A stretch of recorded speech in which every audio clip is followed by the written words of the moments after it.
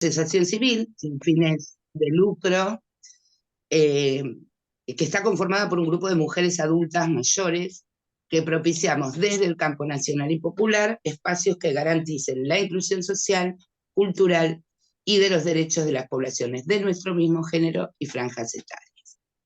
Trabajamos con y para ese sujeto político al que pertenecemos. Construimos propuestas, proyectos, actividades que nos contemplen en nuestras vulnerabilidades, entendiendo esto desde lo social, lo cultural, lo económico, lo tecnológico, todos los aspectos que involucren a la salud, la educación, los derechos, a recibir un trato digno, en el sentido más amplio y cabal.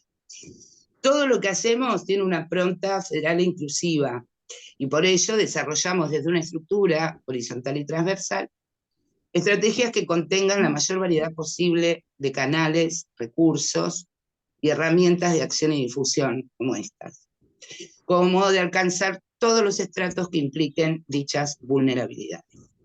Nuestros objetivos están inscriptos bajo una perspectiva absolutamente antidadista y antiviejista, considerándonos parte de una sociedad que debe tenernos en cuenta.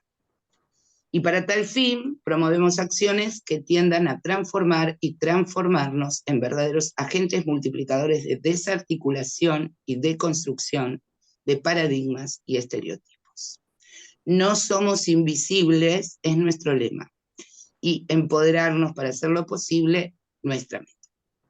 Bueno, esto somos Red de Herramientas. Y hoy tenemos el honor, la alegría de tener con nosotros, dentro de nuestro ciclo de soberanía alimentaria, a Andrea Maggio, que es ingeniera agrónoma, egresada de la Universidad de Morón en 1995, con una diplomatura de experta en desarrollo local, programa del NET, Centro Internacional de Formación de OIT Italia, programa de las Naciones Unidas para el Desarrollo, y una maestría en Economía Agroalimentaria con orientación en Desarrollo Rural de la Universidad Nacional de La Plata. Sus especialidades son en agricultura familiar, desarrollo territorial, comunidades menores, y sus áreas de competencia: la gestión institucional, la planificación estratégica, la metodología de investigación, acción participativa y articulación institucional. Desarrolla su actividad en el INTA, Instituto Nacional de Tecnología Agropecuaria, en el Centro de Investigación y Desarrollo Tecnológico para la Agricultura Familiar, formando parte, desde 2019 a la actualidad, del equipo de gestión de la Plataforma de Género e Infancias y Adolescencias del INTA, siendo también tutora del curso Ley Micaela diseñado para INTA y facilitadora en INTA del PISAC COVID-19 en estrategias de cuidado de familias pobres, urbanas y rurales de Argentina. Asimismo, es referente institucional en el Grupo de Trabajo de Juventud Rural e Innovación de la Línea Estratégica de Agricultura Familiar del PROCISUR y coordinadora de Comunidad Virtual de Jóvenes del PROCISUR.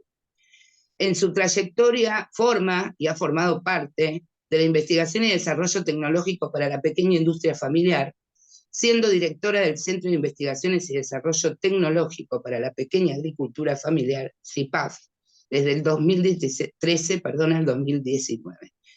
Y tanto referente de la línea estratégica en agricultura familiar en PROCISUR, como punto focal en grupo de trabajo facilitación del comercio en la sección nacional de la REAF Mercosur.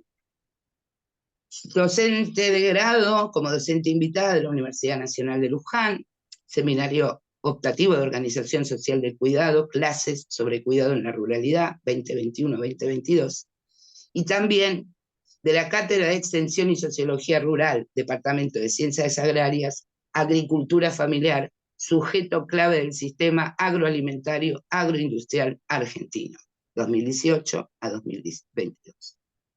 De sus trabajos y publicaciones, muchos, vamos a destacar a nivel nacional el estudio sobre estrategias de cuidado en poblaciones urbanas y rurales en condición de pobreza, seminarios sobre contribuciones a una política de género en el INTA de 2022 y en colaboración con Fabiana Carlis, y la publicación internacional como colaboradora de la Organización Internacional del Trabajo, acceso al agua para reducir el trabajo infantil en zonas rurales, un aporte a la innovación tecnológica en la agricultura, marzo del 2021. Y como coordinadora general, junto a Laura Alcoba, del libro La Organización de la Agricultura Familiar en los Procesos de Desarrollo Territorial, desarrollado por varios autores, INTA 2021. Entre sus disertaciones, el taller de aplicación de las perspectivas de género y generacional en indicadores de medición de impacto, Chacra Barrow INTA, en mayo del 2022. Claramente hemos hecho hasta acá solo un pequeño recorte de su trayectoria, que tal vez no haga todos los honores correspondientes y merecidos, pero que sí nos puede permitir introducirnos a la calidad profesional y compromiso de quien hoy nos acompaña. Así que ahora sí, le damos las gracias, la bienvenida y la palabra a la ingeniera Andrea Maggi. Silenciamos nuestros micrófonos, compañeras y compañeros. Bueno, buenas tardes. Me parece que se extendieron mucho en el currículum, porque no, lo voy a resumir muy concretamente. 30 años de trabajo en el INTA, tanto en el área de extensión como de investigación, y siempre, digamos, orientada a la pequeña producción, a la agricultura familiar, y bueno, y también ocupando algunos cargos de gestión.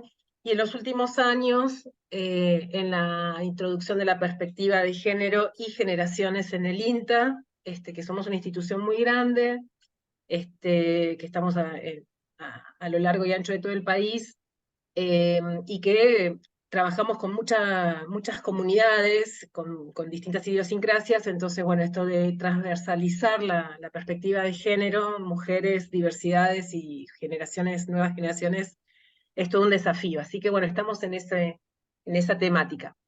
Agradecerle a la red de herramientas que me hayan tenido en cuenta, fundamentalmente a Mónica en esa charla donde nos conocimos, y la verdad que nos entendimos perfectamente desde el primer minuto de iniciar la charla.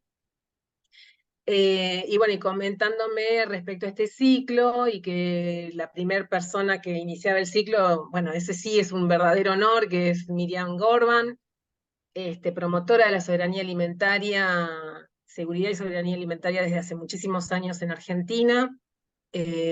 Bueno, me parecía que tal vez como para seguir en esta conversación, ¿no? En esta sensibilización, podíamos plantearnos una charla sobre el tema de cómo nos comportamos como consumidores, consumidoras, en el momento de también ponernos en esa misma perspectiva en el paradigma de la soberanía alimentaria.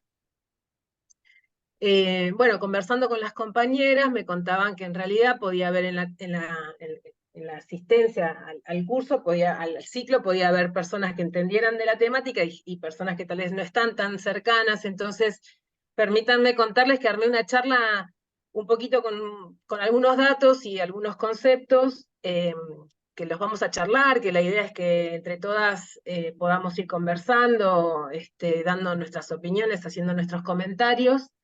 Que está lejos de ser una charla magistral, ni mucho menos. Es simplemente tratar de traer los temas y conversarlos. También ponernos como en un marco de Argentina, pero también mirando un poco qué pasa a nivel global, y cómo todo esto está de alguna manera conectado, ¿no? Al hecho cotidiano de cada momento de nuestro día, de nuestra vida. Así que bueno, decirles eso, digamos, que si bien, bueno, yo traigo una presentación, la idea es que vayamos conversando. Moni me estará acompañando con comentarios o con algo que ustedes puedan ir comentando también en el chat, como para que no sea un monólogo. No me gusta, lo virtual nos lleva a eso, ¿no? Que a veces es como que tenemos que fragmentar las palabras, ¿no? Lo presencial a veces nos permite interrumpirnos, conversar, intercambiar. Bueno, en lo virtual es un poquito más difícil. No, Pero por también eso es cierto. repetimos, pero discúlpame Andrea, repetimos Sí, porque muchos fueron entrando después, que sí. la idea es dudas, comentarios, todo escríbanlo en el chat. Y si por favor no tienen el nombre y el apellido bien en el chat, porque a los asistentes después les vamos a entregar material, les vamos a enviar por mail material digital. No pueden, sumaron bastantes más, por eso. Perfecto. Vale. Bueno, bárbaro. Entonces, yo ahora voy a compartir pantalla. Habilito a Moni también que me ayude en moderar y comentar. Y después los leemos y vamos conversando. Bueno, acá arranco entonces compartiendo la presentación. Díganme, por favor, si se ve bien. Acá vamos a achicar un cachito. Bien. Bueno, esto, como les decía, es en el eje de la soberanía alimentaria, más que nada cómo nos comportamos como consumidores, pero para llegar a eso, antes vamos a charlar de algunas otras cosas, como para ponernos en tema. A ver si pasa. Bueno, vamos a conversar sobre cómo se producen los alimentos, quiénes los producen, si nosotros cómo consumimos estos alimentos, por qué hablamos de soberanía alimentaria y qué tracciona nuestro consumo, ¿no? Que impulsamos. Bueno, como les decía, lo iba a enmarcar un poco en Argentina, en nuestro país, posicionándonos un poco en este mapa que tenemos, que es de la gran extensión nacional.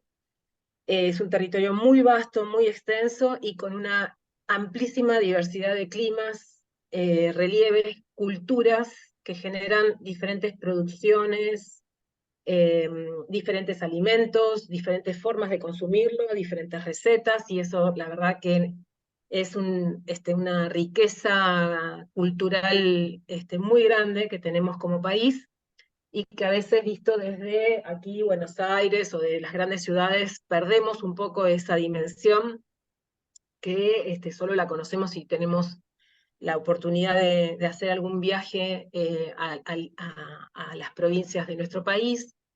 También contarles que este mapa que ven acá es un mapa que nosotros como agrónomos le llamamos de isoietas, que es en realidad como digamos, la intensidad de lluvias en el año, siendo el violeta el de mayor precipitación y el gris el de menor precipitación, y eso obviamente que va a hacer que bueno, suceda esta diversidad de la que hablábamos antes. Y esto también nos marca que más del 70% de nuestro país son zonas áridas, semiáridas, ¿no?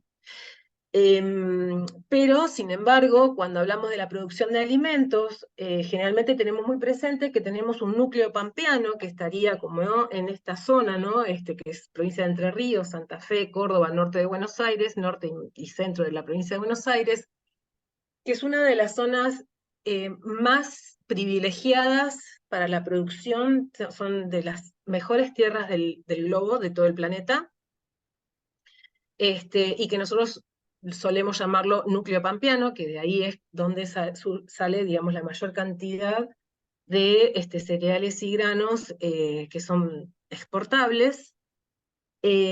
También tenemos en el resto del país las economías regionales. Generalmente cuando hablamos de economías regionales se nos viene fácilmente a la mente la producción, por ejemplo, de cítricos, la producción de limones en Tucumán, la producción de yerba mate en Misiones, la producción de lanas en la Patagonia, la producción de vinos, la producción de pimientos en Catamarca, en La Rioja, bueno, granos que por suerte se han de alguna manera rescatado y ahora comienzan a dinamizar economías regionales, como puede ser, no sé, la quinoa en el norte, la producción de frutas tropicales, tanto en la yunga jujeña como en Formosa. Ahora bien, cuando hablamos de esto, la producción de tabaco también, el olivo, bueno, producción bovina, producción de cerdos. Entonces, estas economías regionales, cuando hablamos de este tipo de productos que son bastante identificables, también hablamos como de una dinámica capitalizada, ¿no? Pero también muchas veces dejamos de tener en vista aquellas economías regionales que tal vez no las tenemos tan presentes, pero sí movilizan gran cantidad de nuestra población, como pueden ser las producciones que están en mano de las agriculturas familiares. De eso vamos a hablar un poquito más adelante. Porque, Y Andrea, cuando después, decís capitalizadas, ¿es que vienen a la capital, como las bananas de Formosa, o...? no, que movilizan grandes capitales económicos, ¿sí? Que están movilizadas por grandes capitales, ¿sí?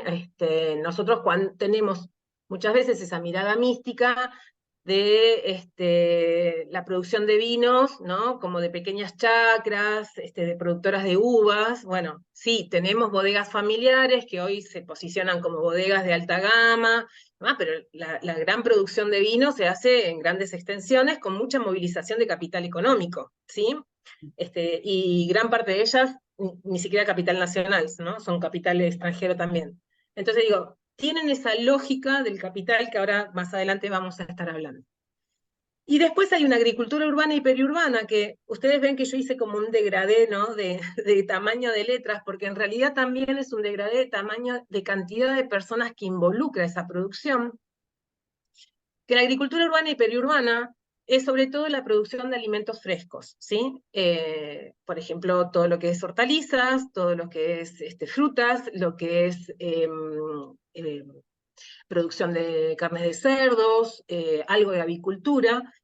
Esa agricultura que está cerca de las ciudades, digamos, no intervienen en el mercado exportador, sino que son más bien los que proveen todo lo que es el alimento para la mesa de todos los días nuestra, y que se ha afincado en torno a las grandes ciudades. Y esta agricultura urbana y periurbana nosotros la tenemos muy presente cuando hablamos del cordón por ejemplo, del Gran La Plata, que es acá al sur de la capital federal. Tenemos toda una corona, digamos, de agricultura periurbana en torno a la ciudad de Buenos Aires, pero esta agricultura urbana y periurbana también está en torno a todas las grandes ciudades del país, ¿sí? Entonces es esa agricultura la que en realidad moviliza a muchas personas con producción fresca que abastece a las ciudades. Y se mueven con una lógica bastante diferente, si bien hay producción de hortalizas de modo capitalizado, la mayor parte de esa producción es una producción, de pequeñas quintas, ¿sí? Que abastecen a los mercados concentradores que están en torno a las ciudades, y de ahí después van al consumo, ¿no? al mercado minorista. Esto es como para ponernos un panorama de dónde estamos parados, cuáles son esos grandes núcleos de producción que podemos tener, sintetizándolo muy a grandes rasgos.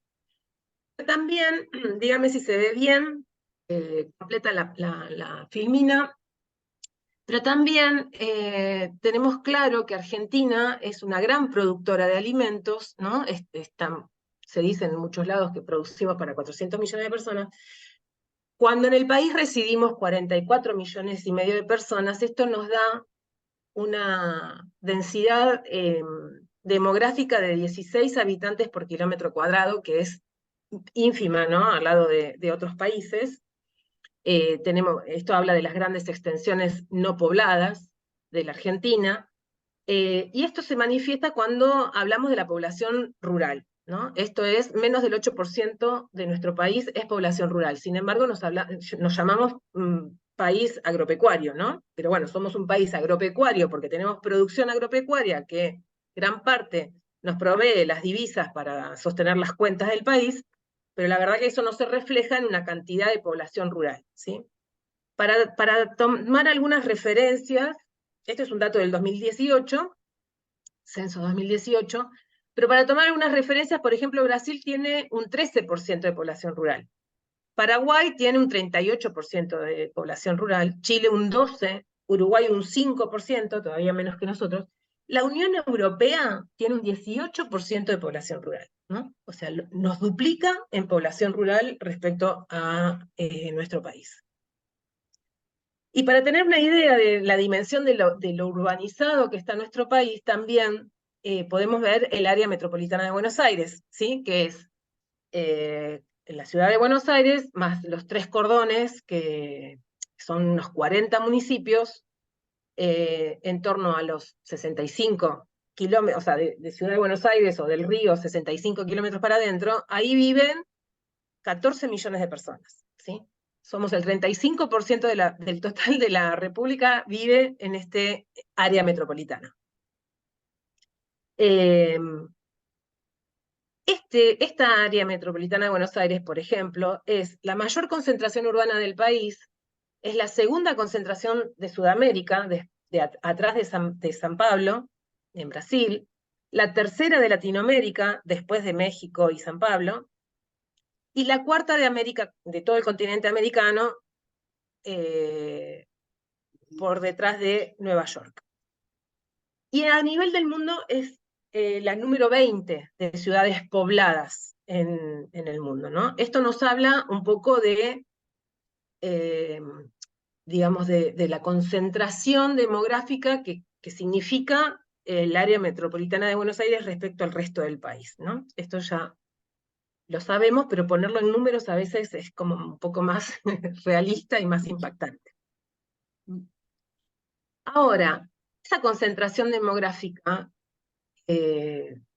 tuvo que ver con un proceso también de concentración a nivel de la producción y la población rural. O sea, este 8% no fue siempre un 8%, ¿sí? Esta disminución de la población rural y sobre todo de las unidades productoras de alimentos en Argentina viene de larga data, ¿no? Venimos como despoblando el campo hace ya muchos años.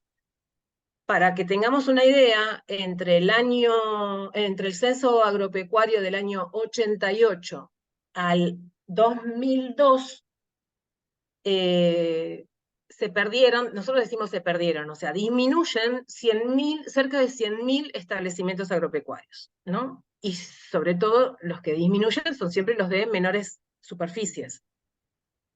Y entre el 2002 y el 2018, otros 100.000, ¿no? Entonces, acá nos habla de que en 30 años hay 200.000 unidades productivas menos en la ruralidad argentina. Lo cual también es interesante ver cómo creció la superficie cultivada o en producción. En el 2002 eran 175 millones de hectáreas, y en el 2018 son 195 millones de hectáreas, ¿no? Son 20 millones de hectáreas más que se ganaron o a terrenos que no habían sido, digamos, no estaban en producción antes, o se los gana con expansión agropecuaria. Lo que nosotros llamamos es que el campo se hace una expansión agropecuaria hacia los bosques, hacia tierras que antes no se cultivaban, ¿no? Hacia... Las yungas. Exacto. Y esto tiene mucho que ver también con el tipo de cultivo que conseguimos, las tecnologías que desarrollamos, ¿no? Y el modelo económico, que a eso vamos a ir llegando.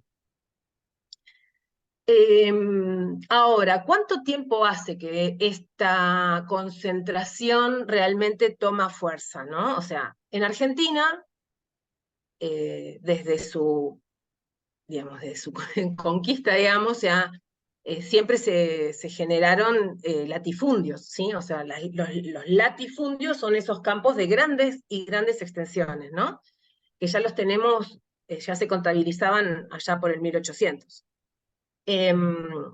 Respecto después a las pequeñas superficies, a las colonias que se fueron conformando, sobre todo en la etapa de la inmigración posguerra. Pero la verdad que nuestra zona rural, nuestra zona agropecuaria, está fragmentada, ¿no? Entre grandes latifundios y entre estas unidades pequeñas que cada vez quedan menos, ¿sí? Entonces, esto es lo que yo quiero comentar y pido, Mónica, si se está comprendiendo un poco la idea que quiero transmitir. Allá por el 60 se dio el primer éxodo rural de la mano de una onda industrializadora que migraba hacia los centros urbanos, ¿no? Las industrias se estaban instalando en los centros urbanos, requería de mano de obra, y entonces desde las áreas rurales hubo un éxodo importante hacia las ciudades. En los 70 tuvimos el golpe militar, una instalación ya fuerte, digamos, iniciación del neoliberalismo en Argentina, se instala la lógica del libre mercado y un Fondo Monetario Internacional que también influye en esta década. En la década de los 80 tenemos la recuperación de la democracia, hay un mayor institucionalismo, o sea, se recuperan algunas instituciones. Seguimos con el Fondo Monetario Internacional en nuestro país. Y allá por los 90 se da a nivel global, pero fundamentalmente en nuestro núcleo pampeano, una fuerte revolución verde, ¿sí? Donde se da, digamos, un inicio fuerte de esta concentración que hablaba yo hace un ratito, la fragmentación de estos espacios rurales. Y esto viene fundamentalmente de la mano del boom de la soja, ¿no? Con una tecnología que fue desarrollada tanto desde la semilla como desde el sistema de siembra directa, más condiciones macroeconómicas que obviamente hicieron posible que la soja fuese uno de los granos que después siguió cotizando muy fuertemente a nivel global.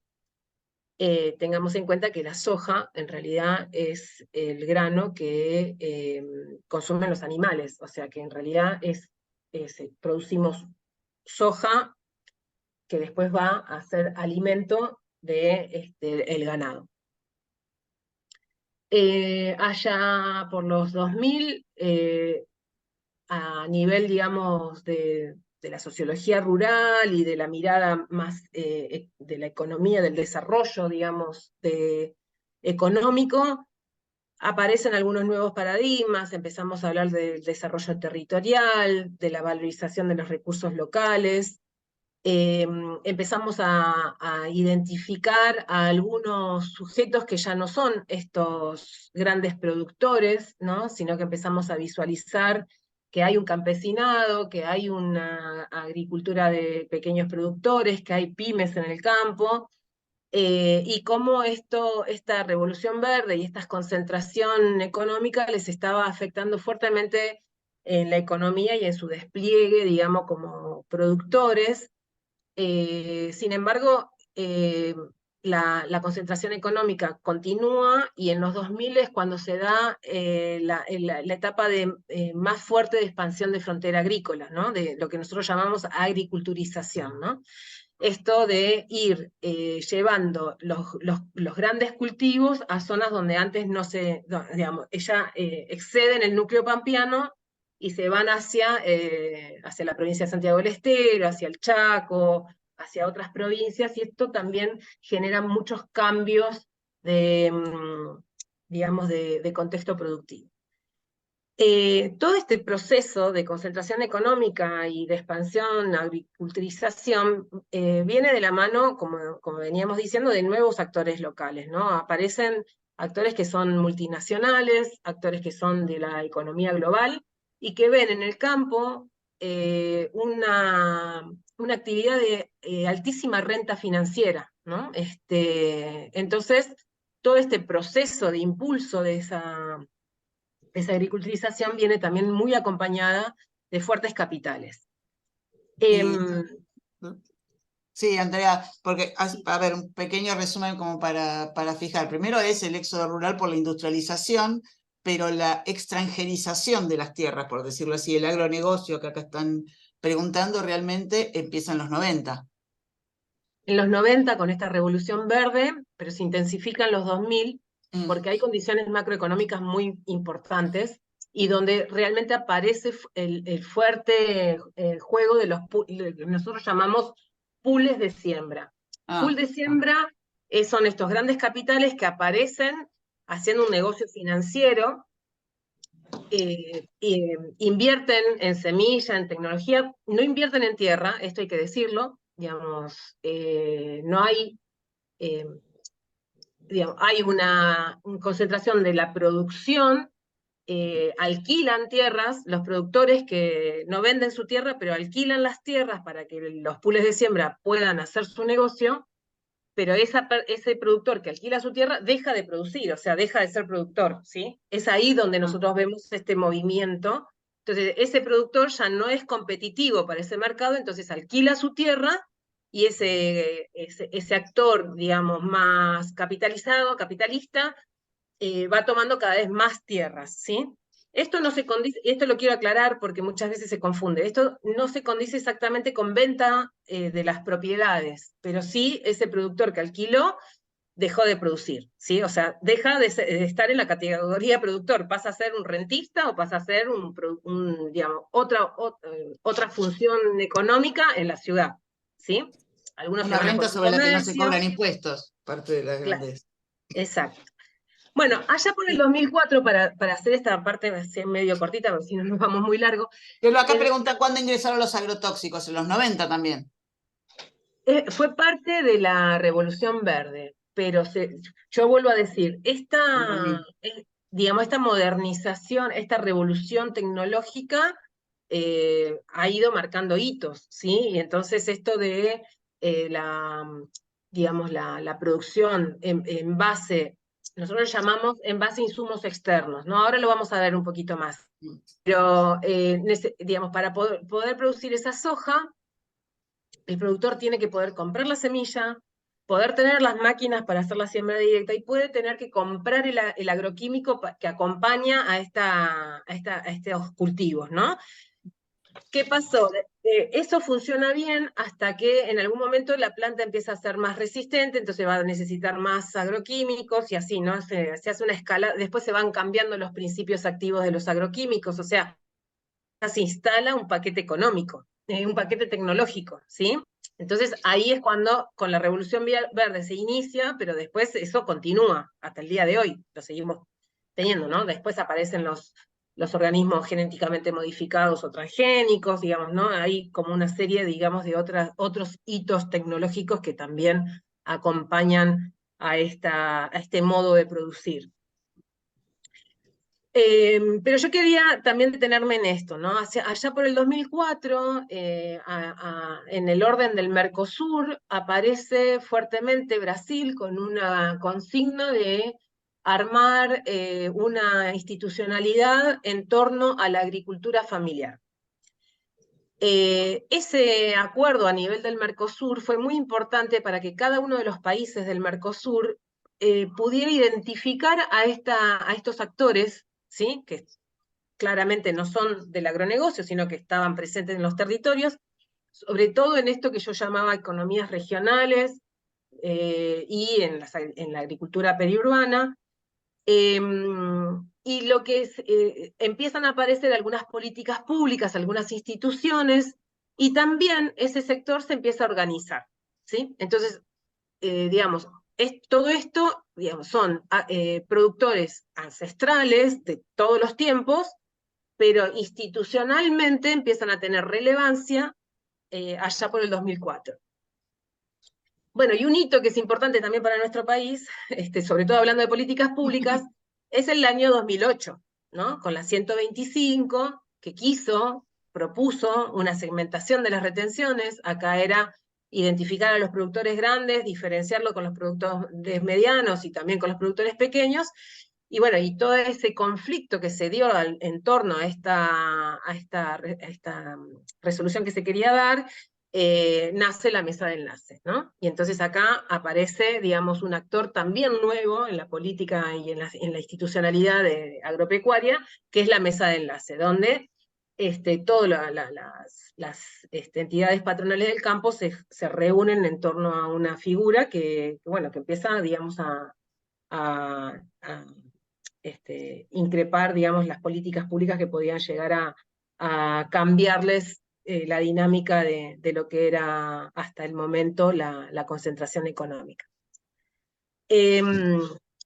Para que tengamos una idea, que este proceso todavía continúa y sigue vigente, hacia el Censo Nacional Agropecuario del 2018, el 1% de los productores representan el 36% de la tierra, ¿sí? De la producción, o sea, que están tierra que producen el 1% de los productores. Esto en Argentina. En otros países es un poco más, menos, digamos, ¿no? Pero en general en la región se está dando esta concentración y el uso del suelo. Un poco para ilustrar, acá no me quiero detener mucho, pero después sé que les van a pasar la presentación y tal vez en estos enlaces que yo les estoy dejando en la presentación pueden profundizar si les interesa el tema. Pero una manera de visualizar la expansión agropecuaria, la expansión de la frontera agrícola, la agriculturización, y cómo esto tenía que ver con una, digamos, ganar más superficie de cultivos para poder seguir nutriendo este crecimiento, digamos, de las exportaciones, de las divisas. Acá podemos ver cómo en una sola provincia, que es Santiago del Estero, donde perteneciente al Gran Chaco Americano, donde es la segunda área boscosa más grande del continente después de la Amazonia, que es este mapita que tenemos a la izquierda de la pantalla, que está con un bordecito verde. Esta gran zona tiene zonas húmedas y tiene zonas semiáridas y áridas. Es una gran zona boscosa, comprende 13 provincias de nuestro país, y que para algunos sectores económicos es solo bosque, y para nosotros también implica 8,5 millones de personas que viven en ese gran Chaco americano. Pero como son campesinos, como son productores ancestrales, como tienen su propia lógica de relación con la naturaleza, digamos, muchas veces no son del todo visibilizados, ¿no? Y después hacia la derecha de la pantalla vemos cómo año tras año, y ahí tenemos una calendarización, se fue, digamos, deforestando, ¿no? Este monte, digamos, de la provincia de Santiago del Estero, que es donde más impactó la deforestación.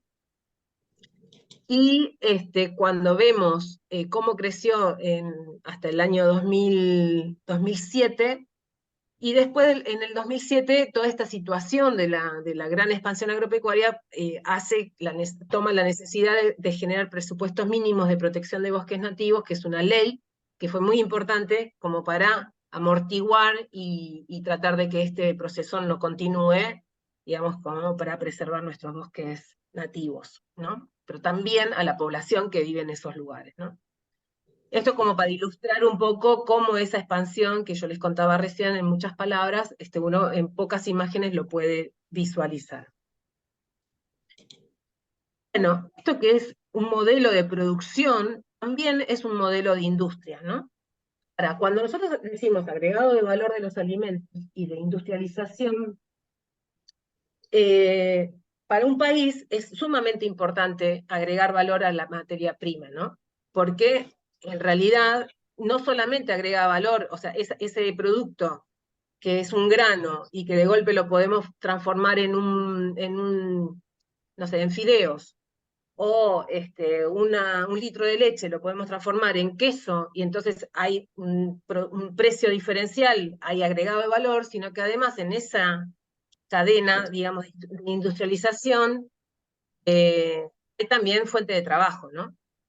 Agregado de valor no solamente tiene que ver con poder hacer instalaciones industriales como la que vemos en la foto, sino también tiene que ver con esto que apareció ahora, que tiene que ver también con hacer selección, embolsado, en hortalizas también el tema digamos, de presentaciones. Después está la elaboración de dulces, las conservas.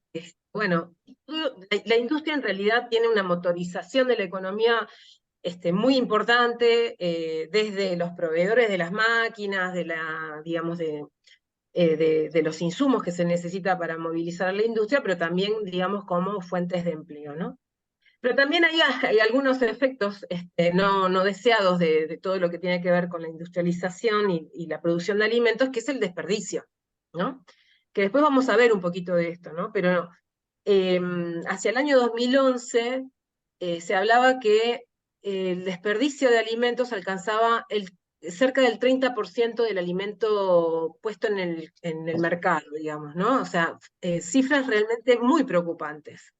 Donde también cuando vemos esas cifras nos preguntamos si realmente hay que seguir produciendo más o tal vez hay que generar un sistema, digamos, de industrialización y de distribución de ese alimento más equitativo, mejor direccionado para que esas pérdidas no se produzcan, ¿sí? Porque la verdad que si uno desde la producción agropecuaria nos dicen hay que producir más porque el alimento no alcanza, pero después en lo que hace al consumo estamos desperdiciando el 30% porque digamos, no se llega a consumir o porque digamos, no sé, la gastronomía lo descarta. eh, la verdad que nos tenemos que preguntar si realmente estamos necesitando producir más o el problema está en otro lado, ¿no? Y Que acá, son sí, parte de las cosas que, por ejemplo, en Nahuel, en el mercado central, es esa mercadería de segunda que se le daba a los comercios, a los comedores. O sea, que estaba bueno, bien, no era que estaba, pero por ahí estéticamente o lo que fuera, no. ¿A claro, eso llamás desperdicio o al desperdicio después que yo del restaurante? Eso es lo que. es que todo eso hace el desperdicio, Ah, Moni, el todo eso es el 30% es desperdicio. todo. Pero porque yo acá quiero concentrarme en esto también, ¿no? O sea, cuando hablemos del consumo, nos vamos a poner algunas cuestiones, nos vamos a preguntar un poco qué buscamos cuando somos consumidores, ¿no? Porque muchas veces lo que se descarta en el mercado central es porque el tomate está, no sé, tiene una rayita porque está picado, porque no tomó todo el color que queremos que tenga, o no sé, digamos, eh, el aspecto del alimento no es lo esperado por el consumidor y se descarta, lo cual no implica que ese alimento deja de ser alimento, ¿no? O sea, sigue nutriendo, sigue estando bien, digamos, en buen estado. Lo más importante es la inocuidad, digamos, ¿no? Que sea un alimento seguro desde la inocuidad. Entonces ahí me parece que son de las cosas que tenemos que revisarnos también como consumidores, qué es lo que buscamos cuando queremos consumir un alimento, ¿no? Pero también tiene que ver, cuando hablábamos de la concentración económica en el campo, en la producción agropecuaria, de estos pools de siembra, el agronegocio, como se lo quiera llamar, que son, digamos, que después sigue, esa concentración continúa en la cadena de agregado de valor y en la industria, y eso lo vemos en este mapa, donde solamente a nivel global tenemos no más de 8 o 9 marcas, firmas, ¿no? Globales, y eso es parte de lo que ha sido digamos, es parte de la globalización, ¿no?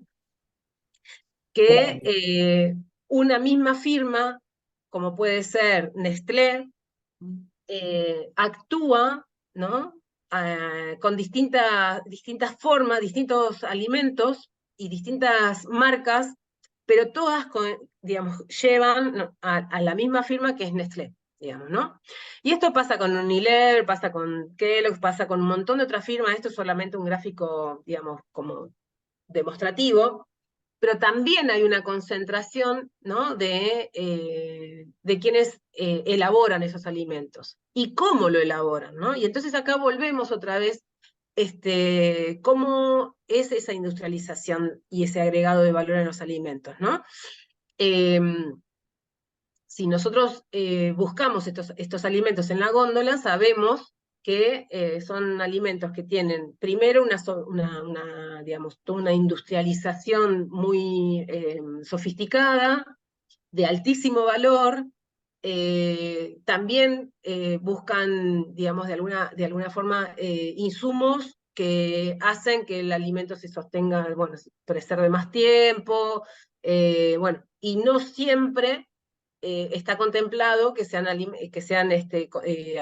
aditivos que sean saludables, digamos, ¿no? Entonces ahí también hay una forma de industrializar y una forma de agregar valor y que muchas veces cuando vamos a ver cómo consumimos, los consumidores quedan presos de estas marcas, ¿no? Porque son las que concentran y definen de qué manera se industrializa ese alimento, ¿no? Entonces, una materia prima que tal vez en el campo estaba, digamos, no tenía agregado, no tenía pesticidas, no tenía,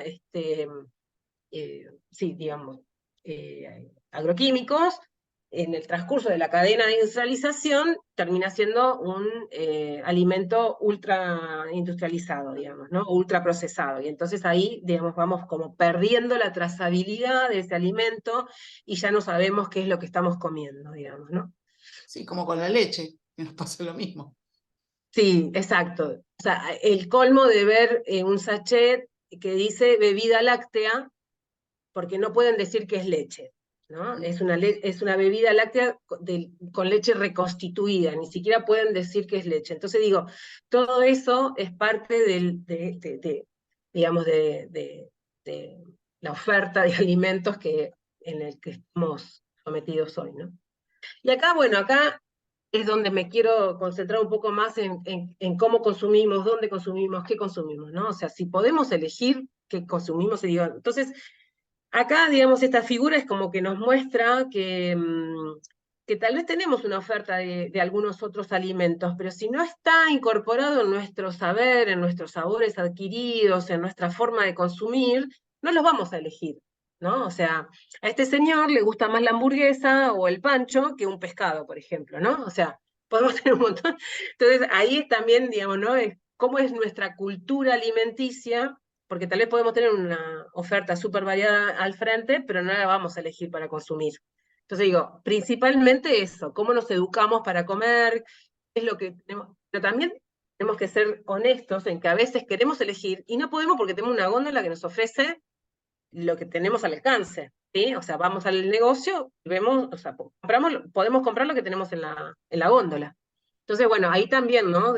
Cómo todo esto influye, ¿no? Cómo influye el poder económico, cómo influye, digamos, el poder adquisitivo, las nuevas formas de consumir, ¿no? O sea, ya esto fue muy palpable en la pandemia, ¿no? O sea, a veces ni siquiera vamos al almacén para comprar, lo hacemos por vía digital.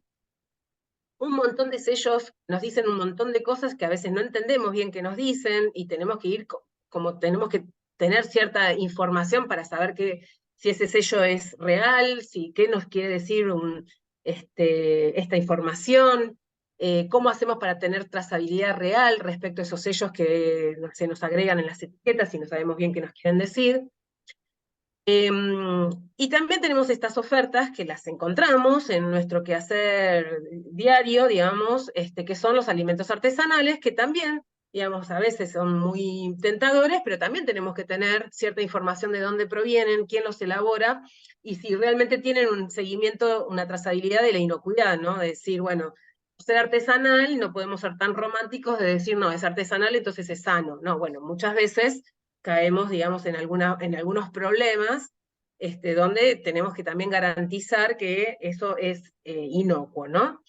Bueno, y entonces ahí nos encontramos también con otras formas de comercializar, o sea, tenemos la góndola del supermercado, tenemos el comercio minorista, pero también tenemos esto que vamos a ir llamando, y me gustaría reforzar este concepto, que es los circuitos cortos, ¿sí?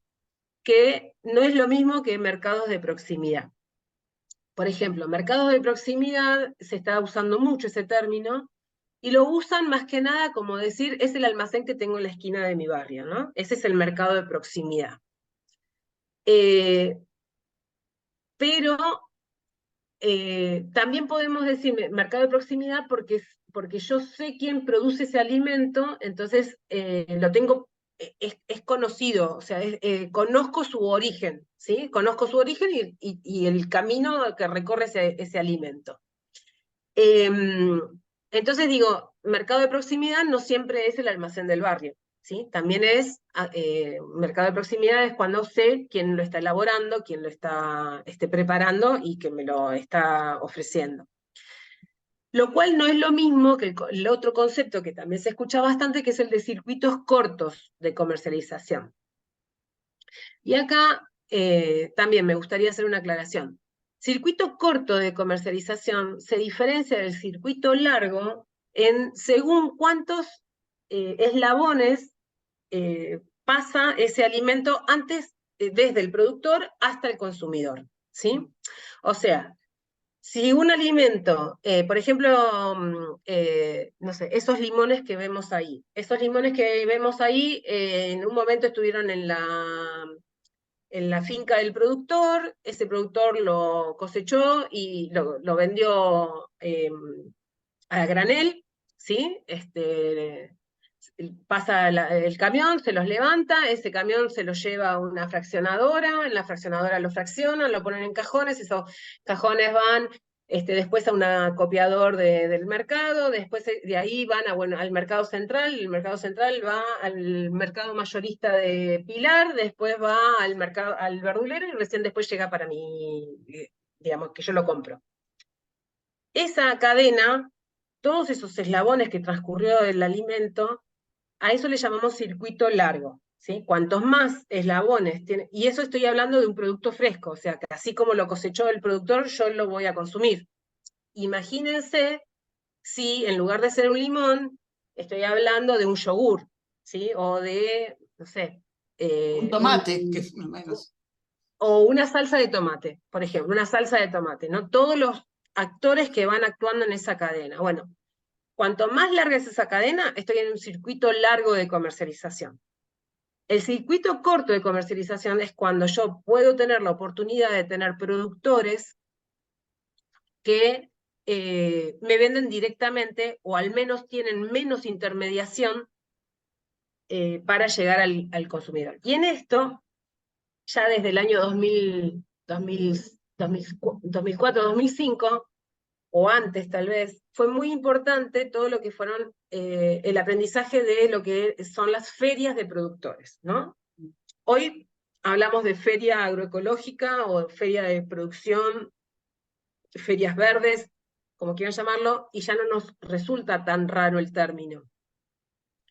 Pero bueno, todo eso ha tenido todo un tiempo de instalarse, ¿no? Para que era muy común y muy tradicional en determinadas zonas de nuestro país, por ejemplo, en la zona de Misiones, Corrientes, eran muy lugares donde hay mucha agricultura familiar, donde hay muchas colonias que viven en la ruralidad.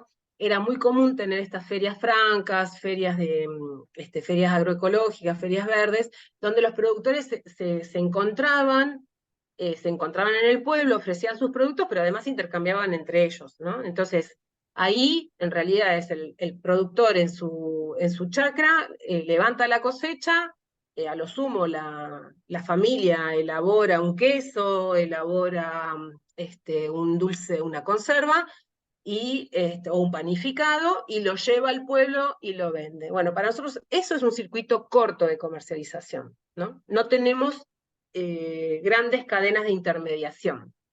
Y ahí hay una pregunta, Andrea, que estaba Sí. ahí, que cuadra más acá. Si también se consideraba desperdicio cuando el productor no lo levantaba porque lo que le pagaban en un circuito largo no llegaba a cubrir el costo de levantarlo. Estuve en ese lugar alguna vez. Sí, yo lo consideraría desperdicio. Yo no sé si en esa, En la cuenta está.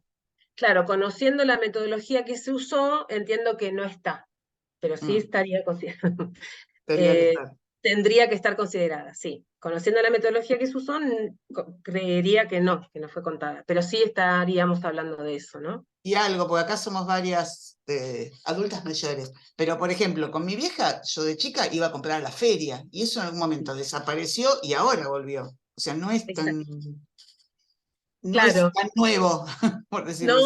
No, para nada No es sé si nuevo, tiene que ¿no? ver con el juego del mercado central, que apareció con Menem. Claro, exactamente. El tema es que también estos espacios con la consigna de inocuidad, ¿no? E inspecciones, controles, bueno, era una manera de confiscar mercadería, de hacer que estos lugares no prosperaran, ¿sí? ¿Por qué? Porque teníamos en realidad ahí un rol, que después vamos a hablar un poquito más también, un rol del Estado como control y fiscalización, y todas estas cosas eran como consideradas al margen de la ley.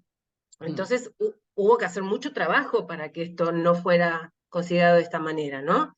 Y hoy tenemos ordenanzas municipales que habilitan y tenemos un SENASA que trabaja junto a los productores, entonces hay otra mirada de las políticas públicas y del rol del Estado para promover estos espacios y no para combatirlos, ¿no? Sino, según la mirada del Estado, que juega fuerte en estas cosas, será la posibilidad de tenerlas o no tenerlas, digamos, ¿no? Me parece que eso es clave. Desde el 2004 a esta época, se han dado mucho, se trabajó mucho, pero también se organizó mucho el sector de la agricultura familiar como para que estas cosas sucedan, ¿no? Sí, acá digamos que Diego habla, digamos que las ferias hoy siguen comprando al central, salvo casos donde compran a productores directamente. Que la UTT Bueno, es un poco la que está jugando eso, cubriendo la UTT sí, y sus puestos. sí, a ver, el tema ahí, hacer algunas salvedades. Pueden estar los que van a comprar, o sea, los que hacen el juego como el verdulero, que va al mercado central a buscar la mercadería y la ofrecen en una feria, puede ser. Pero también es cierto que en el mercado central se puso una nave especial para los productores que vienen, digamos, en estos circuitos, o sea, productos directos del productor. Para eso hay organizaciones que están trabajando para que esos, por ejemplo, la yerba, la fruta, no se me ocurre ahora, pero bueno, sobre todo la verdura, las papas, las verduras pesadas, las hortalizas pesadas, lleguen de forma directa. Para eso intervienen las organizaciones de la agricultura familiar. Y hay una nave especial para ese tipo de alimentos, entonces si te dicen voy al mercado central, tal vez están yendo a ese lugar. Pero también es cierto que hay organizaciones, que ahora lo vamos a ver un poquito más después del videíto que vamos a ver, que sí hacen una comercialización a nivel de nodos en forma directa de asociaciones. Digamos, no hacen acuerdos directos con asociaciones de productores para hacer llegar los alimentos. Sí, una de las más conocidas es la UTT, pero ya hay otras organizaciones que también lo están haciendo, ¿no?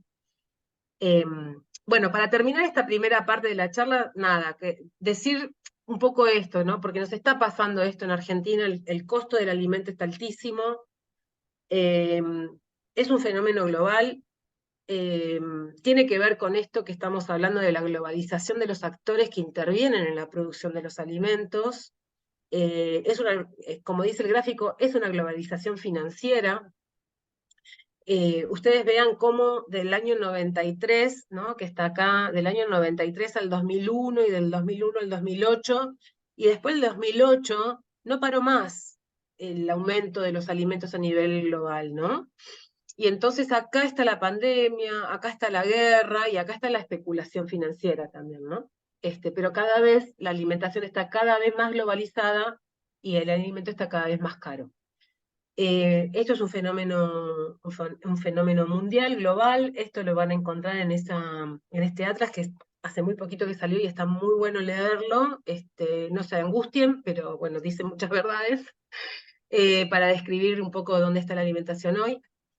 Pero también decir que en este panorama hay movimientos fuertes, fundamentalmente desde el sector productivo, pero también del sector institucionalizado y de las políticas públicas, que se está trabajando, ¿no? Sobre dos ejes fundamentales. Uno es el derecho a la alimentación, considerar el alimento como un derecho y no como una mercancía, que el derecho sea no solamente, digamos, en tener el plato de comida, sino que ese plato de comida sea suficiente, sea nutritivo y sea culturalmente adecuado. Ese es el derecho a la alimentación, ¿no? Entonces, cada comunidad tendrá una alimentación distinta según su cultura, según sus condiciones para nutrirse. Y el segundo concepto es el de la soberanía alimentaria. Entonces acá viene, ¿por qué soberanía alimentaria? Bueno, soberanía alimentaria es un concepto que Vía Campesina, que es un movimiento global, ha trabajado mucho con FAO a nivel mundial. Estamos en el diseño de la agricultura familiar gracias a todo el movimiento que han hecho los movimientos campesinos y de la agricultura familiar a nivel global. Soberanía alimentaria es cuando los pueblos pueden participar, cuando digamos, el ciudadano puede participar en la elección y en la definición de qué tipo de alimentos quiere consumir, ¿no? Y los pueda elegir tanto en digamos, en su valor nutritivo como también en su forma de producirse y en su forma de consumirlo y en su forma de comercializarlo. Entonces digo, esto, frente a este panorama que es bastante desolador, bueno, se trata de responder también con esto, ¿no? Con un derecho a la alimentación, alimentación como derecho y soberanía alimentaria como la herramienta o la estrategia para cumplir con ese derecho. Y acá voy a traer dos frases, una está dicha por Marcel Mauss, o Mauss, no sé bien cómo se pronuncia, de 1950, que dice, alimentarse es un hecho social total, ¿no? Y tomando este concepto, Miriam nos enseña, bueno, lo dijo este año, pero lo dice hace mucho tiempo, que todo lo que hacemos o dejamos de hacer alrededor de la alimentación no es un acto fisiológico, sino que es un hecho político, social y de ciudadanía, ¿no? Entonces digo, con estas dos frases, Moni, si querés, no sé avisamos que va a durar como 10 minutos y que igualmente después también se lo vamos a pasar, le vamos a mandar el enlace, así que si quieren aprovechar... Este es un videíto que empezó a circular hace poquitos días y que, porque estamos en el mes de la agroecología, es el 9º año que se conmemora, digamos, en septiembre el mes de la agroecología, y nos parecía interesante porque trae este concepto de la soberanía alimentaria también, y después de esto creo que vamos a tener más elementos para seguir conversando. Está. A ver, díganme si se escucha bien, ¿no? Cuando empiece a hablar. Está hablando.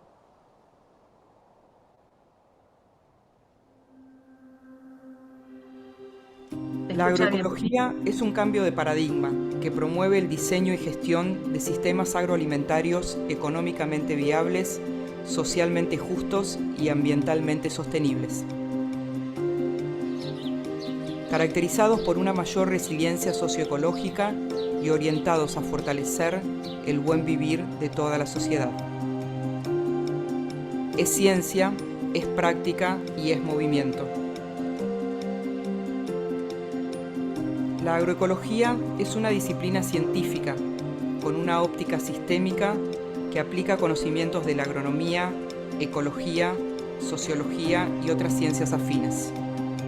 Es práctica productiva que consiste en técnicas y herramientas basadas en el conocimiento actual y ancestral de agricultoras y agricultores. Como movimiento social, es la expresión de un sector creciente de la sociedad civil que exige soberanía alimentaria, cuidado de la salud y el ambiente. Son agroecológicos los sistemas de producción que no usan insumos de síntesis química, ni organismos genéticamente modificados o generados a partir de edición génica, y que aplican los siguientes principios.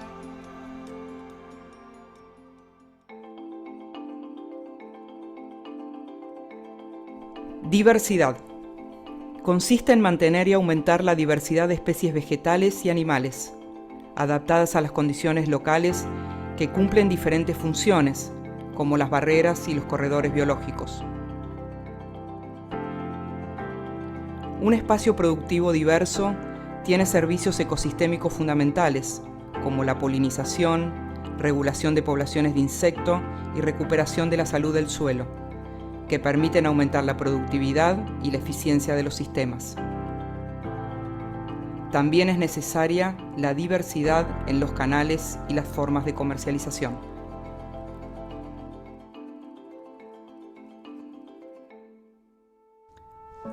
Regeneración y cuidado del suelo.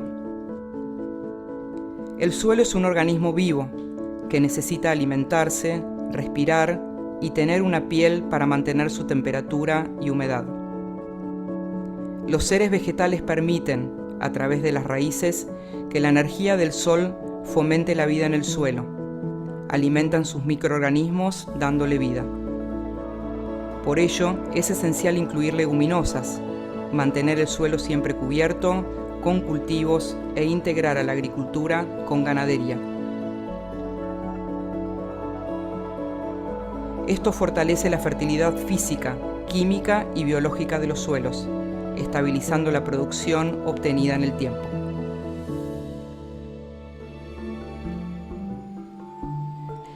Salud y bienestar animal. Los animales son una parte fundamental de cualquier ecosistema.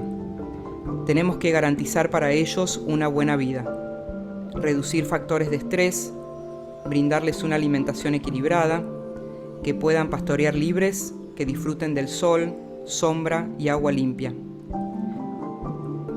Todo en un marco preventivo de la salud, que minimice el uso de insumos y técnicas que alteren el funcionamiento natural del animal.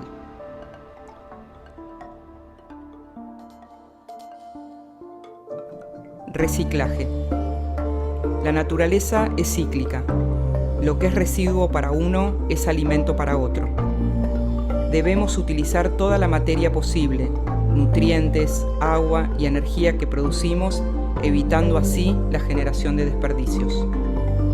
Los animales pueden comer aquello que no se vende, y el bosteo sirve para la fertilización de nuestros suelos y para la producción de energía.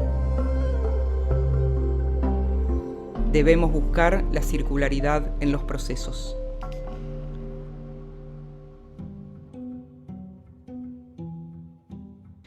Sinergias. En la naturaleza, los ecosistemas más productivos son aquellos en los que existe mayor interrelación entre sus componentes. Por ello, el todo es más que la suma de las partes. Para imitar estos sistemas, debemos conocer y comprender sus interacciones biológicas y así favorecerlas al momento de diseñar y gestionar la biodiversidad en los agroecosistemas.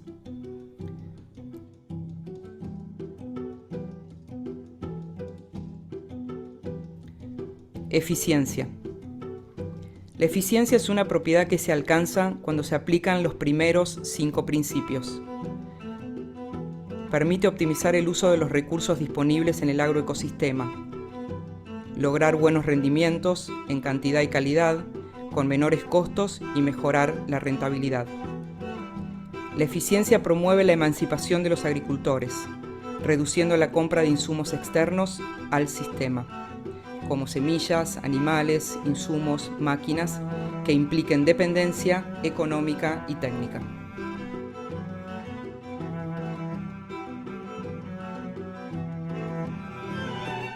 Resiliencia. Los sistemas agroecológicos son más resilientes luego de perturbaciones como fenómenos meteorológicos extremos, plagas, enfermedades, inclusive a cambios en los mercados, porque poseen una mayor capacidad de recuperación. Para ello, se deben recuperar la complejidad biológica y social, que favorecen la capacidad de autorregulación y les permiten encontrar un nuevo punto de equilibrio. Este principio es de fundamental importancia en el contexto actual de la crisis climática. Creación conjunta de conocimientos y diálogo de saberes. Otro de los principios fundamentales de la agroecología es entender al conocimiento como una construcción colectiva, permanente y dinámica, en donde cada participante comparte sus saberes, sus tradiciones, aprendizajes y experiencias, propias y ajenas. Y en ese encuentro, en ese diálogo, surge el nuevo conocimiento, creativo y superador. Valores sociales y derechos humanos. Para la agroecología es fundamental establecer relaciones sociales justas, el respeto por los derechos humanos, entendernos como hermanas y hermanos, en red, trabajando en la misma tierra, reivindicando el rol de las mujeres rurales. Participación intersectorial. En la agroecología, las decisiones se toman en red. Por ello, Es importante generar espacios donde participen activamente todos los protagonistas de los procesos: familias agricultoras, familias consumidoras, organizaciones sociales e instituciones de los diferentes ámbitos del gobierno. Estos espacios sirven para fortalecer el compromiso con la transformación que se está llevando adelante.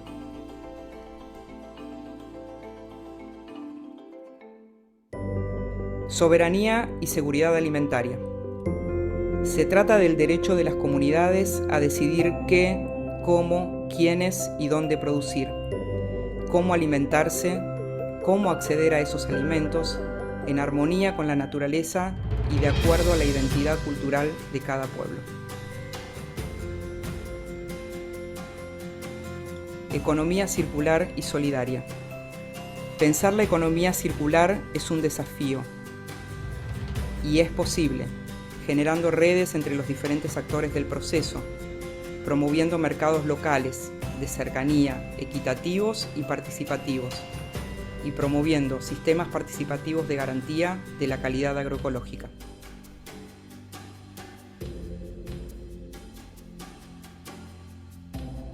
Enfoque territorial e integración al paisaje.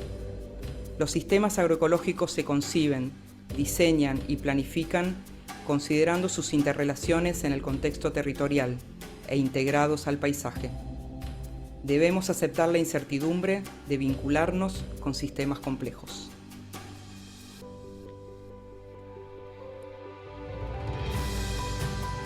Para lograr la transición hacia la agroecología, debemos aplicar estos principios de manera gradual, integral y sostenida. Recordando que somos una parte del todo y sin perder nuestra individualidad. No somos el centro, estamos conformando muchos centros, como los nudos de una gran red, de cuidado, de salud, de buen vivir. Entender ese nuevo paradigma es el gran desafío para generar las raíces del futuro que soñamos. Para lograrlo, tengamos verdad en el pensar, belleza en el sentir y bondad en el hacer, por la vida, la salud, la comunidad y la naturaleza de la cual somos parte.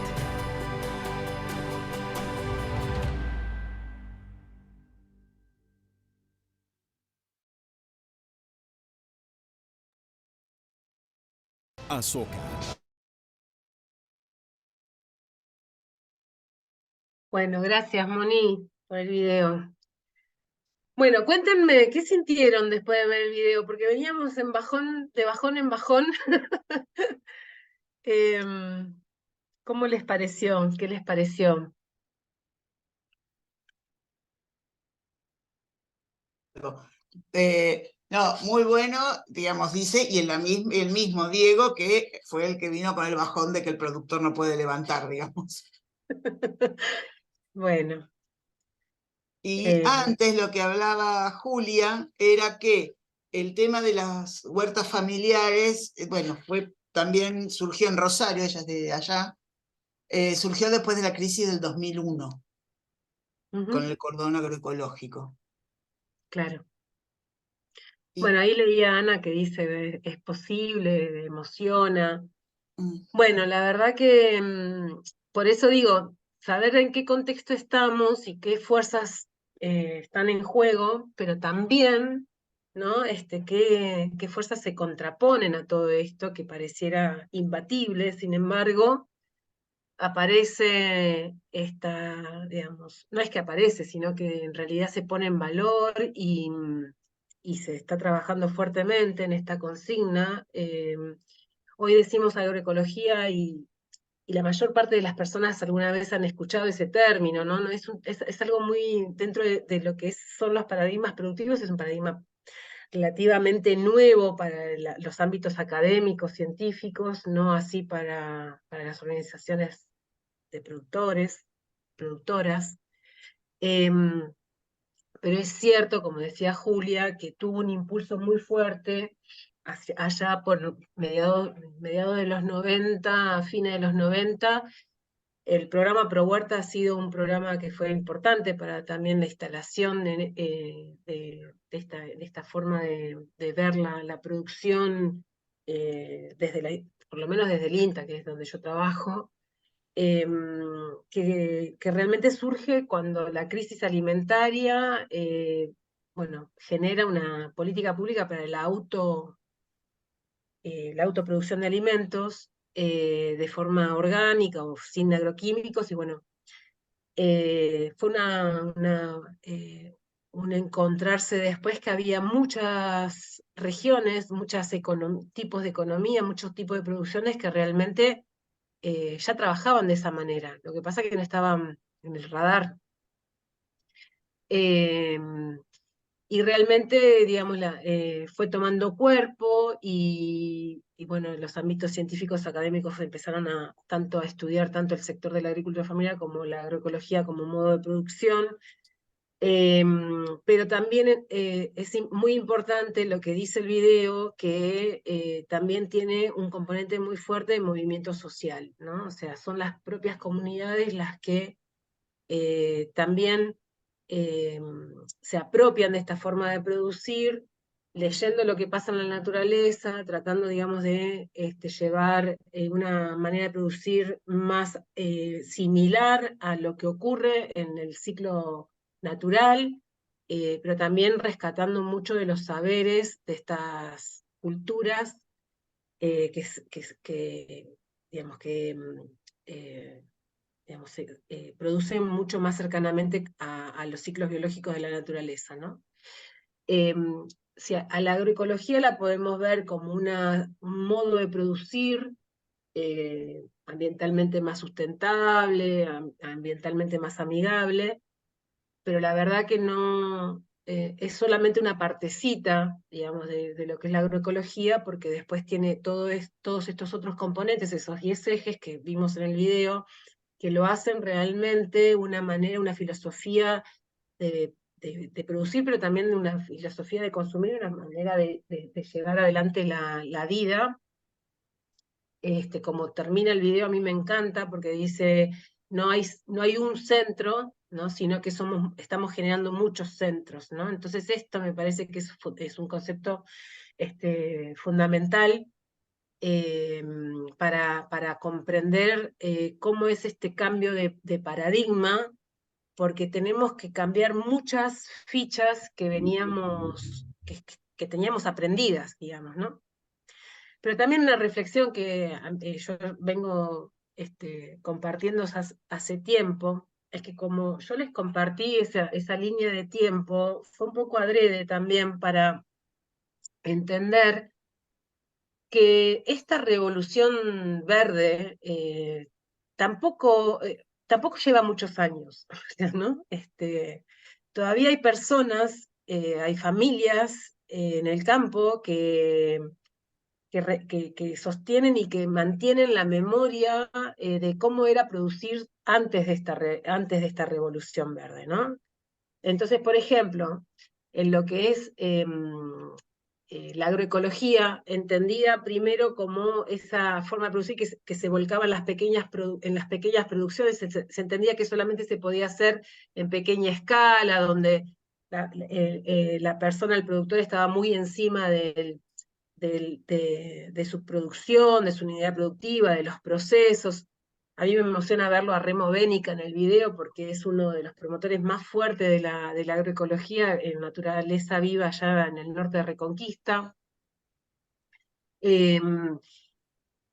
Hoy está llevado a grandes escalas, también veíamos la finca digamos, el campo La Aurora, que es un campo muy grande en la zona de Médanos de la provincia de Buenos Aires, que viene haciendo granos y bovinos en una lógica agroecológica ya hace más de 15 años, y donde los rendimientos son prácticamente idénticos al modelo de la agricultura industrial, digamos, ¿no? Entonces, también estos paradigmas se nos van cayendo de decir la agroecología no llega a un techo productivo, no sirve para producir más, sino en realidad está generando otros equilibrios en la producción y también genera una producción abundante, donde se logran rindes similares e incluso superiores a los cultivos en la misma zona, hecho con el otro modelo, ¿no?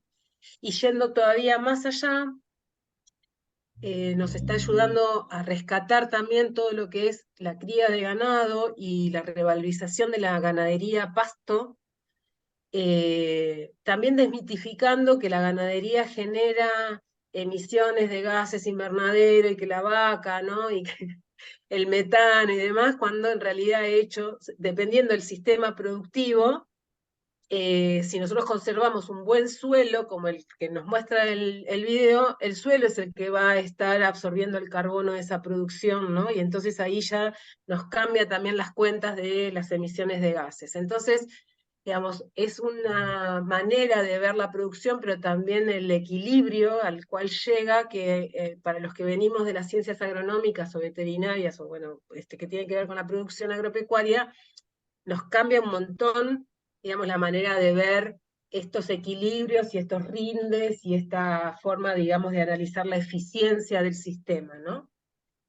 Yo voy a volver a compartir la pantalla para ir Y terminando la presentación. mientras te tiro así algunos comentarios así.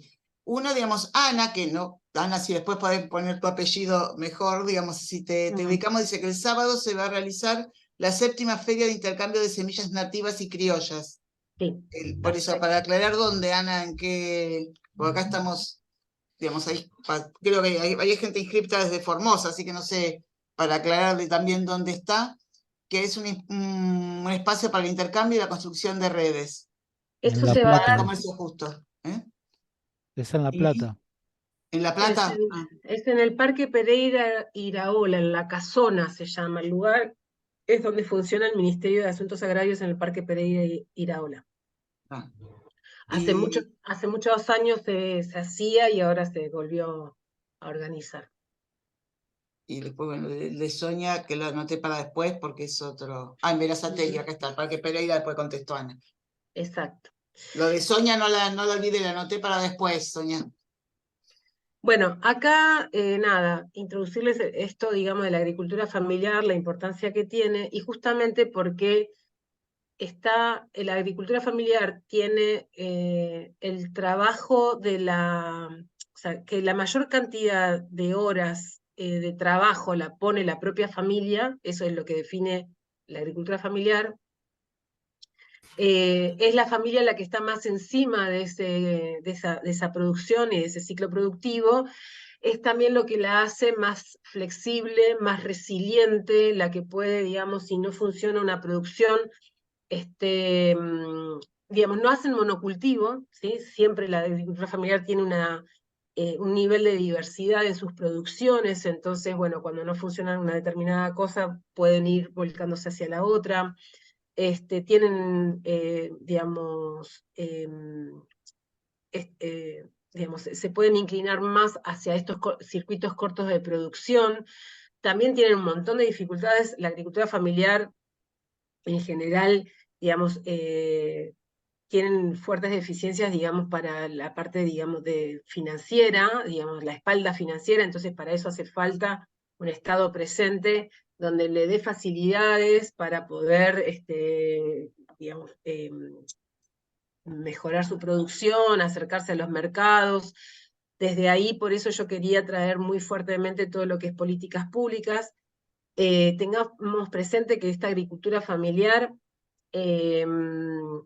sobre todo esta agricultura urbana y periurbana que les comentaba al principio, es diversa, tiene distintos tipos de producciones y es la que fundamentalmente nos abastece el alimento fresco de las mesas, y es la que, digamos, tiene gran responsabilidad en el modo de producir cercana a las ciudades. Por eso también que vayan adoptando la agroecología, que trata, digamos, de minimizar al máximo el uso de agroquímicos, la hace más apta a estar cerca de las ciudades, donde está la mayor concentración de población y que podría estar afectada por el uso de agroquímicos.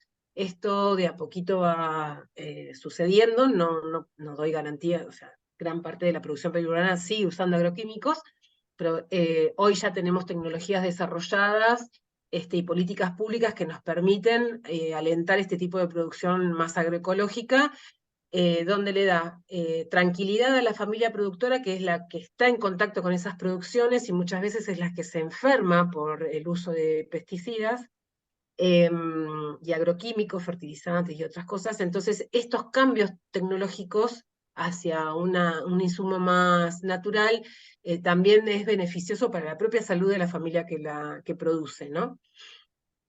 Esto también contarles, ¿no? Cómo la organización de la agricultura familiar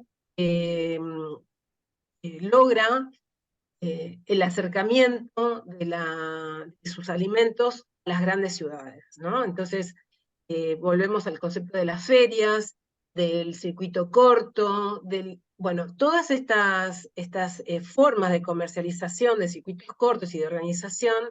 Nosotros vemos acá, por ejemplo, en la derecha es el bananazo, que fue la primera vez que llegan bananas directas en grandes volúmenes, de forma directa de las fincas de los productores de banana de Formosa.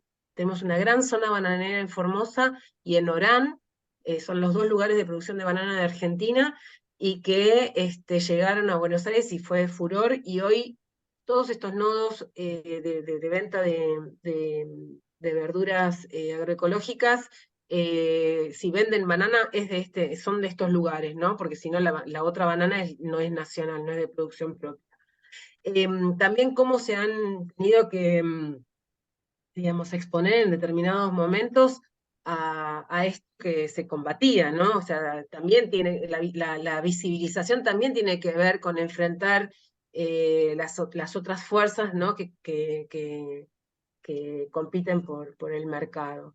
Pero bueno, fundamentalmente hacer fuerte, se han hecho fuertes las organizaciones, pero todas estas ferias, y acá viene el concepto, ¿no? Todas estas ferias, todas estas formas de producir no podrían existir si no hay un consumidor que elige esta forma de comprar, ¿no? Entonces, ahí es cuando volvemos otra vez a qué tracciona cuando elijo determinado alimento o determinada forma de comprar, ¿no? Entonces, también nosotros somos como consumidores, consumidoras responsables de que este tipo de producción se fortalezca, ¿no? Y esta forma de comercialización ya mucho más cercana, más directa, también ha permitido hacer urbano el debate rural, ¿no? Esto de estas familias no se podrían sostener en la producción si dependieran del precio que le pone un acopiador y que después entre esa lechuga a toda la cadena de comercialización para que el consumidor la termine pagando 1.000 pesos el kilo, digamos, ¿no? Entonces, también nosotros como ciudadanos, como consumidores, y sobre todo hablando de alimento, tenemos que hacernos parte de ese debate también que implica esos modelos de producción, implica esta diversidad de actores, sin ir en contra de lo otro, pero sí tratando de fortalecer este tipo de producción, que bueno, sin la tracción, yo hablo de tracción, ¿no? O sea, sin traccionarlo desde el consumo sería muy difícil que realmente se sostengan como productores. Fundamental, bueno, lo que le decía, ¿no? O sea, el Estado es sumamente importante. El Estado define qué modelo económico quiere llevar adelante y qué políticas públicas lleva adelante, ¿no? Entonces ahí yo hago un collage de fotos, pero vamos desde la ciencia, ¿no? Desde la producción de ciencia, la producción de conocimiento, específicamente para este tipo de producción, para este tipo de agricultura, pero también capacitando, también reuniéndolos, también haciéndolos partícipes de las políticas públicas, que no todo se gane con manifestaciones o movilizaciones en la calle, sino también en mesas de diálogo con los gobiernos, y el intercambio de saberes, que es fundamental, ¿no? Para que este tipo de modelos de producción sean factibles, ¿no? No los voy a aburrir con todo esto, pero digo, esto es lo que queremos decir. O sea, vimos los 10 principios de la agroecología en el video, pero también quiero traer fuertemente este gráfico, ¿no? O sea, esto no funciona, o sea, uno de estos globitos no funciona si los demás no están en sintonía, ¿no? Si no tenemos una armonía entre la producción, el consumo y el agregado de valor. O sea, todo tiene que ver con todo, y en cada uno de estos globitos tiene que estar el mismo paradigma hacia dónde tratamos de traccionar esa producción de alimentos, qué tipo de alimentos. Y ahí es cuando tiene valor la agroecología, pero también tiene valor la soberanía alimentaria, ¿no? O sea, voy a comprar lo que me ofrecen en la góndola o yo voy a poder elegir qué tipo de alimento quiero consumir y de qué modo les voy a pedir a esos productores que lo hagan, ¿no? Y por eso hablamos del consumo responsable, ¿no? Somos responsables de qué tipo de alimentos elegimos comprar. Me quiero apurar un poquito, pero bueno, comentarles que Porque hay varios que quieren hablar, Andrea, así que... diversas formas, digamos, de organizaciones están a lo largo y ancho de todo el país. Y estas formas de comercialización y de producción las vamos a encontrar en todas las provincias, en todas las grandes ciudades, como para ser parte de este movimiento, ¿no? Y creo que hasta acá, bueno, decirles que esto mismo, ¿no? Hablando del consumo responsable, esto mismo que pensamos para los alimentos, el consumidor, somos consumidores de un montón de otros bienes, entonces también tenemos parte de la responsabilidad de la isla del plástico en el medio del Pacífico, de la ropa que ocupa 300 hectáreas en el desierto de Atacama, porque esa ropa no es chilena, ¿no? Chile recibe ropa de todo el mundo para tirarla en el desierto de Atacama. Somos parte también si el trabajo hay trata o no hay trata en el trabajo rural, que hay mucho trabajo infantil. Entonces digo, todo esto se tracciona desde que elegimos qué queremos consumir, ¿no? Bueno, nada, principio soberanía alimentaria y muchísimas gracias y bueno, quedamos para charlar. Sí, ahora sí te dejo, Dina, que había pedido la palabra hace un ratito y yo sabía que faltaba poquito, así que...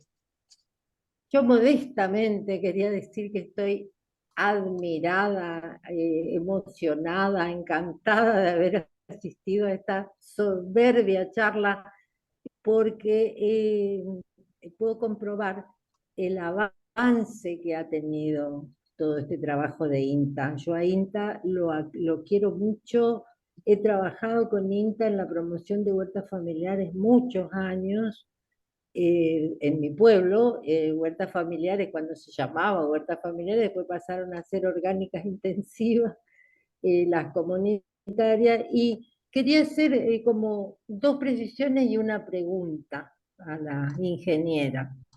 La precisión es que cuando ponen la industrialización en los 60 para el éxodo rural, yo digo, es una política del imperialismo concretamente, que ya nos había expoliado los bosques con la forestal y toda la extracción de la madera preciosa que teníamos en esa zona boscosa que señalaste del Gran Chaco, ¿no?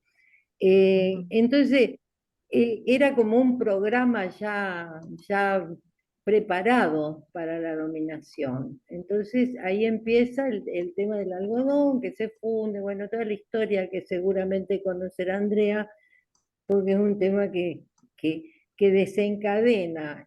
Para mí, recién en el 2000, yo en el 95 trabajé en alfabetización en conjunto con INTA, y ya estaba el tema del medio ambiente, de la recuperación de los cinturones, etc. Como bien lo explica ella, como un recurso de las organizaciones de la sociedad para resistir a la revolución verde. Pero yo simplemente quería decir esto, de que hay una variante, como yo pertenezco a un movimiento de mujeres viejas, y antes pertenecía a otra de no tan viejas, hay una variante que es el tema de la mujer en la promoción de las huertas familiares. Ujú. Yo lo vi, lo viví, lo recomiendo, es decir, que continúe siempre, porque cambia totalmente la manera de relacionarse el barrio. Concretamente, aparte de la cuestión del alimento, me interesa el tema cultural. Es decir, esa mujer que viene tal vez de padres o abuelos del campo, siempre tiene ese recuerdo, como ella lo dice con términos muy lindos, las raíces, eh, la historia de esas vidas. Entonces el tema familiares le genera una red de comentarios, de complementos, aparte de la comida, porque como decía uno de los ingenieros de INTA, no es lo mismo tomar un mate cocido con pan a la noche que una sopa. Culturalmente no es lo mismo, porque la sopa convoca a la comida, a la mesa familiar, es calentita, te vas con la panza llena a dormir. Eso, pero aparte de eso, cómo la mujer se relaciona, que ya no chumbea con las vecinas sobre la crítica a las otras vecinas, sino que empieza a hablar del perejil y de cómo, de los bichitos, de la amarilla, cambiar. Esto es un tema de saneamiento del barrio. Me emociono cuando hablo de las huertas, porque Y realmente la lo ves. pregunta, Dina, ¿cuál era? Que me perdí. Bueno, y la pregunta es, a mí me interesa mucho la aceleración de los procesos, debe ser porque tengo el fin cercano, pero Ay, INTA trabaja maravillosamente, pero para mí va lento, para el sistema de agresión que tiene todo el cambio climático y toda la milonga. Y yo descubrí en una de esas lecturas que hicimos con algunas compañeras que hoy también están presentes, los corredores bio. Eso le quería preguntar, porque yo lo medio entendí como que era una ligazón entre la ciudad y el campo. Pues yo del campo no sé nada, sé lo que me cuentan ustedes, pero en la ciudad está el verdadero conflicto medioambiental, ¿verdad?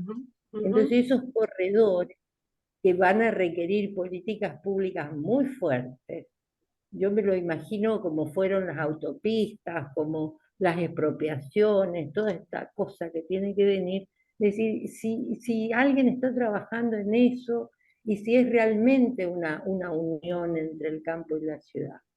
Esa era un poco mi preocupación actualmente. Y por supuesto, esto de consumidores responsables creo que nos da trabajo a las organizaciones de promoción, ¿no? Tenemos que promocionar esto porque es realmente importante. Bueno, si quería hacer, Andrea, un comentario si le parece importante el tema. no, Me no, lo Después encantó, para Dina. leerlo. No, me encantó lo que dijiste.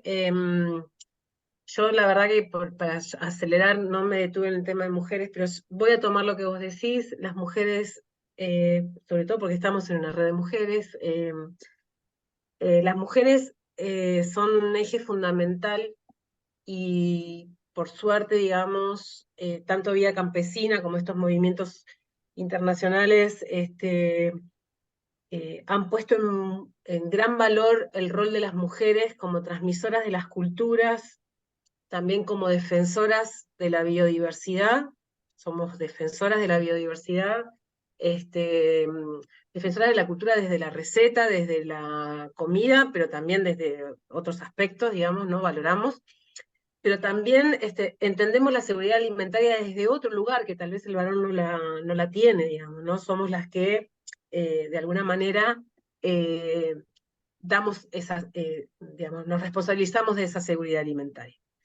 Pero también somos tejedoras de redes, ¿viste? O sea, es como esta comunidad de mujeres que se reúnen, que valorizan ese espacio que antes no tenían porque estaban tal vez en la casa, y una política pública como el ProHuerta ha generado redes de promotoras muy importantes, digamos, ¿no? Pero también, cuando hablamos de las ferias, por ejemplo, el rol de la mujer también es muy importante. Participan mucho las mujeres en los espacios de comercialización. Tal vez algunos dicen que es porque nos gusta hablar y socializar, pero también es cierto que acercamos mejor los conocimientos, charlamos con la feriante que está al lado, vamos intercambiando lo que sabemos, digamos, hay mucha más apertura, digamos, a compartir los saberes, digamos, ¿no? Esto es importante. Así que sí, realmente, bueno, y lo que hablabas de los corredores biológicos, creo que eso también, de alguna manera, ocurre. Lo que pasa que yo los corredores biológicos los veo más como una respuesta a la pérdida de biodiversidad, más que como una cuestión de la seguridad alimentaria. Pero tranquilamente podríamos unirlas, tranquilamente podríamos hacer, o sea, está la consigna de parques huertas, que ya es muy antigua, no es novedosa, como lo ha hecho Rosario, por ejemplo, que ha instalado en lugares de espacios verdes huertas. O sea, también, digamos, ¿no? También se puede reunir los dos conceptos en eso. Y bueno, acá Sonia, no sé, Sonia, si querés comentar vos lo que pusiste, que fue a raíz del video, pero me pareció como si habría todo un gran tema, lo dejé para el final. ¿Estás por ahí, Sonia? El tema de las tierras, el derecho a la tierra. ¿Se fue, Sonia? Abrí el micrófono, Sonia. Abrí el micrófono, Sonia. Ay, Que me está costando. ahí estás, se te escucha. Hola, ¿qué tal? No, lo que pasa que yo, viendo el video, partía de que era un grupo de gente que ya tenía su lugar, su chakra, bueno, y que se juntaba a discutir y que me pareció re interesante el tema, pero lo relacionaba con la cantidad de gente que es trabajadora de la tierra y que no la posee a la tierra. Entonces, de ahí que o tienen que alquilar o tienen que, y de ahí que tampoco pueden estar, digamos, no haciendo tanto, utilizando por ahí fertilizantes o cosas para poder optimizar lo que producen, porque si no se les haría muy costoso mantener ese alquiler que tienen en la tierra, digamos. Entonces es difícil poder, digamos, que puedan vender más barato y que puedan vender sin agrotóxicos y sin todas esas cosas. Eso me parece a mí que es lo que puede estar sucediendo, o que, bueno, entonces de ahí surge que empezamos con un grupo de mujeres, yo soy compañera de Dina, empezamos a raíz de la cesión de tierras que ha estado haciendo el Estado en algunos lugares, con experiencias re interesantes, donde el INTA tiene un papel muy interesante porque los provee de conocimiento, les enseña. Entonces, han hecho cooperativas digamos, agrícolas en algunos lugares, y en otros lugares son experiencias con ese sector, esas tierras donadas por el Estado, donadas no, se las dan, digamos, para que las trabajen por una cantidad determinada de tiempo, y hacen todo un trabajo que no solamente tiene que ver con lo que siembran, sino que es integral. Tienen animales, producen leche, les enseñan a hacer quesos, a hacer toda una serie de cosas que tienen que ver con el campo, y todo sobre la base de hacerlo cuidando la naturaleza, cuidando que no sean, digamos, utilizando la agroecología como el INTA y como los distintos lugares del Estado. Bueno, me pareció re interesante unificarlo eso, una cosa con la otra, porque el problema de la tenencia de la tierra es un problema bastante importante, y bastante debido a la gran concentración y debido a que digamos, la producción de soja ha hecho que lo más importante haya sido la soja. Entonces, vos decías en alguno de los momentos que la gente dejaba de producir y alquilaba los campos, por ejemplo, porque obtenía mayor ganancia desde lo económico, alquilando, arrendando los campos, que a lo mejor dedicarse realmente a la agricultura, al trigo, al maíz, lo que sea. Y arrendar esos campos era la producción de soja, que es lo que, bueno, eso, no quiero seguirla porque... Sí, no, Pero, a ver, quiero rescatar esto, Sonia, de lo que vos decís. El acceso a la tierra es un gran problema, está clarísimo. También el acceso a los recursos de producción. em, y además que para salir de la forma de producir convencional, ¿no?, a la agroecología, hay que hacer un proceso de lo que llamamos transición agroecológica que lleva tiempo. No es que uno deja de usar los agroquímicos y rápidamente te haces agroecológico, digamos, ¿no? Hay que hacer un proceso de transición porque ese equilibrio natural se rompió y vos tenés que reconstituirlo, y bueno, y hay que hacer algunas... son procesos que llevan tiempo. Y en eso juega en contra el no ser dueño de la tierra, no ser propietario, ¿no? Porque el alquiler corre, porque hay que pagarlo, y bueno, y muchas personas ven una dificultad importante en eso. Pero también quiero decir lo que esto, ya en los últimos años se avanzó muy fuertemente en la producción en el conocimiento y en la producción de bioinsumos, que son estos fertilizantes y controladores de insectos y demás, de plagas o enfermedades, o en realidad sobre todo lo que tiene que ver con la fertilización del suelo, que han permitido, ¿no?, que ese cambio esa transición sea más breve, digamos, ¿no? Esto es todo el conocimiento que se va acumulando. O sea, esto es lo que quiero decir. O sea, no es lo mismo hablar, no ha sido lo mismo analizar esto 15 años atrás, 10 años atrás y hoy, ¿no? Se ha ido acumulando conocimiento, eso se ha ido transmitiendo, se ha ido mejorando con el conocimiento científico, y bueno, y cada vez hay mejores condiciones para hacer la transición agroecológica y sostenerla en el tiempo. Antes los periodos eran más largos, los resultados eran más inestables, tal vez más inciertos, y hoy ya hay mucho más conocimiento, por eso también este tipo de producción crece en los movimientos campesinos, digamos, ¿no? Y bueno, yo iba a pasar un chivito, digamos, ahí, mísero, donde trabajo, porque, digamos, en aras donde dicen ¿para qué sirve la ciencia?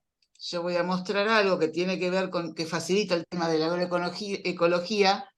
Este robotito, así bonito, va a permitir trabajar con luz ultravioleta para que no se generen más agrotóxicos ni demás.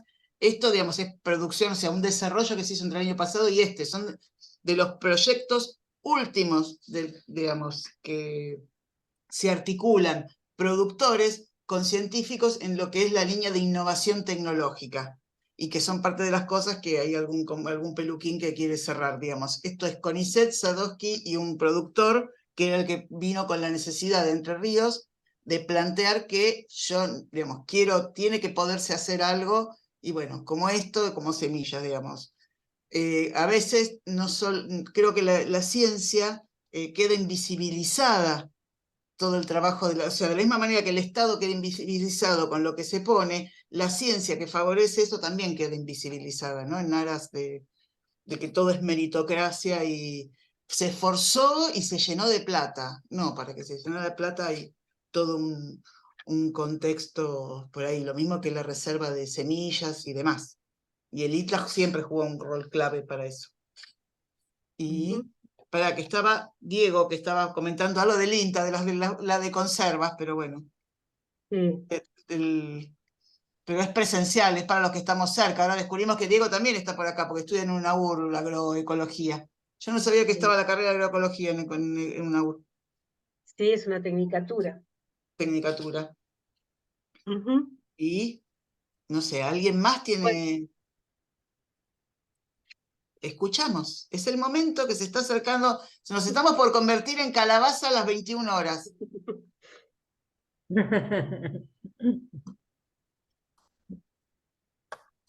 Bueno, animarlas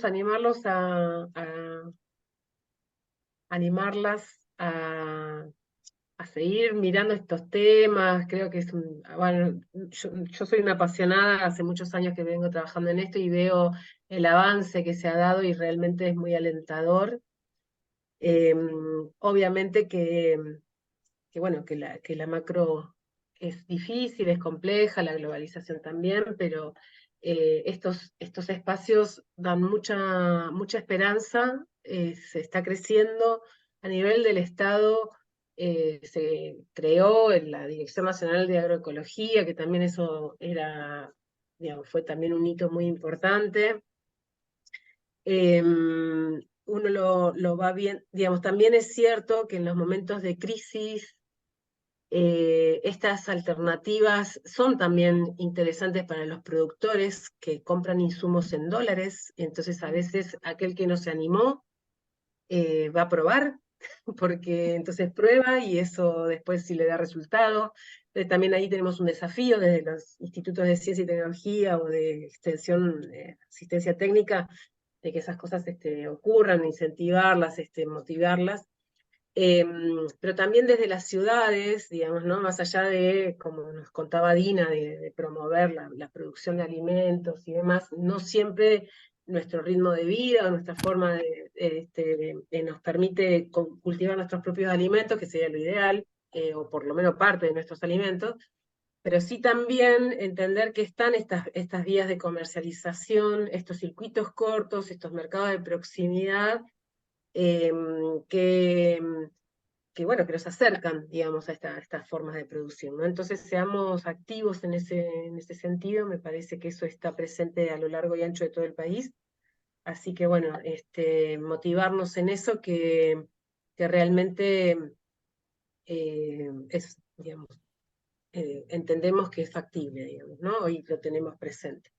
Y también es cierto que, dependiendo también de los lugares, bueno, acá en Provincia de Buenos Aires hay un incentivo importante a los mercados de este tipo, pero también es cierto que me olvidé de comentarlo, hablamos mucho de las ferias, pero también están los almacenes y prontamente están también los mercados, y bueno, y esta forma, digamos, ¿no? Con apoyo del Estado, con políticas públicas de incentivo, van tomando lugar en nuestro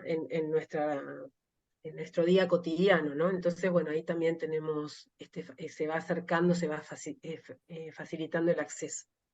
Bueno, felicitaciones, todos te aplauden, digamos. Bueno, Y una pregunta, ¿quién era de Rosario? Porque están armando una empresa estatal o algo así de alimentos. ¿Había alguien de Rosario? ¿Ana, eras del Rosario? No. Alguien habló de Rosario. Pues nos hablaron que desde Ciudad Futura estaban armando como algo así de los alimentos. No sé. ahí está Julia. Alguien lo había mencionado.